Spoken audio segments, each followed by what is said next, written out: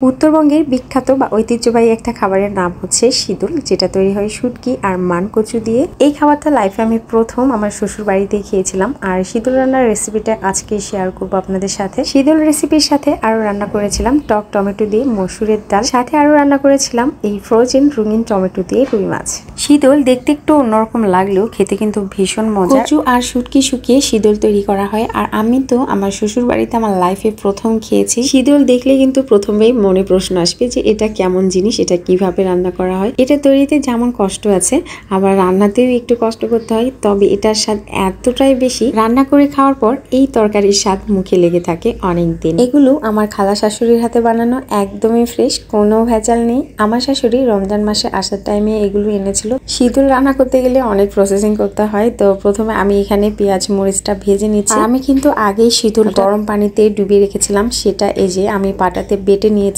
একটা শীদলই অনেকগুলো হয়ে যায়, এজন্য এটা ভাগ করেও কিন্তু রান্না করা যায়। তো আমি আজকে একটা পুরোটাই রান্না করব। আমি কিন্তু শীদলটাকে একদমই এভাবে বেটে নিয়েছি, অল্প কিছুক্ষণ ভিজিয়ে রাখলেই হয়। শীদল তরকারিতে কিন্তু কচু আর শুটকির ফ্লেভার একসাথে পাওয়া যায়, ভীষণ মজার একটা তরকারি। তো বাটা শীদলটাকে আমি এখন পেঁয়াজ আর মরিচের মধ্যে দিয়ে দিব। তারপর এর মধ্যে সব মশলা এখন এক এক করে অ্যাড করব। প্রথমে একটু নেড়ে চেড়ে নিয়ে দেন লবণ, হলুদ, গুঁড়া মরিচ যা যা লাগে দিয়ে দিব। আর এর সাথে কিন্তু অবশ্যই মাংসের যে মশলাগুলো থাকে সেগুলো একটু একটু করে দিয়ে দিচ্ছি। তারপর শীদল যে ভিজিয়ে রেখেছিলাম ওই পানিটাই কিন্তু আমি এখানে দিয়ে দিচ্ছি। খুব বেশি পানি দিচ্ছি না, সামান্য পানি দিয়েই আমি এটা নেড়ে চেড়ে একটু কষিয়ে নিই। আর শীদলটা যত ভালো কষাবে তরকারিটা কিন্তু ততই মজা লাগবে। অনেকক্ষণ কষানোর পরে কিন্তু শীদলটা এরকম হবে। আর এখানে পানি শুকিয়ে যাওয়ার আগেই যে আমি আলু কেটে রেখেছি, আলুগুলো শীদলের মধ্যে এখন দিয়ে দিচ্ছি। তারপর আমি আরেকটু কষিয়ে নিব।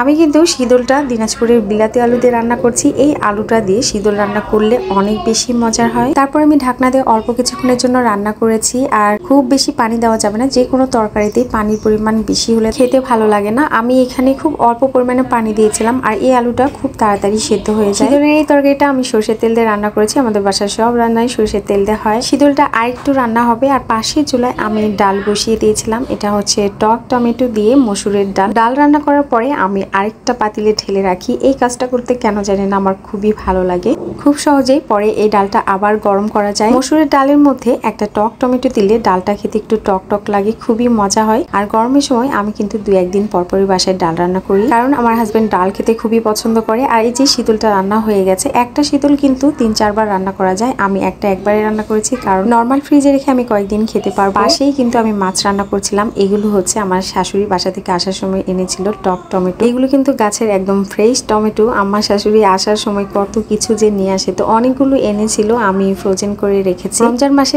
টমেটোগুলো অর্ধেক খেয়ে নিয়েছি, আর কিছু আছে, এই জন্য আমি খুব অল্প পরিমাণে এখন দিচ্ছি। তো আমাদের ছোট্ট সংসার, তরকারির পরিমাণও কম। কিছু কিছু তরকারি আছে যেখানে একটু করে টমেটো দিলে তরকারির টেস্টটাই কিন্তু বদলে যায়। মাছ রান্নার মাঝামাঝি অবস্থায় আমি টমেটোটা দিয়েছিলাম, তারপর ঢাকনা দিয়ে ঢেকে আবার অল্প কিছুক্ষণের জন্য রান্না করেছি। তো মোটামুটি রান্নাবান্না আমার শেষ। তো আজকে এখানে বিদায় নিচ্ছি। সবাই ভালো থাকবেন, দেখা হবে নতুন কোনো ভিডিওতে। আল্লাহ হাফেজ।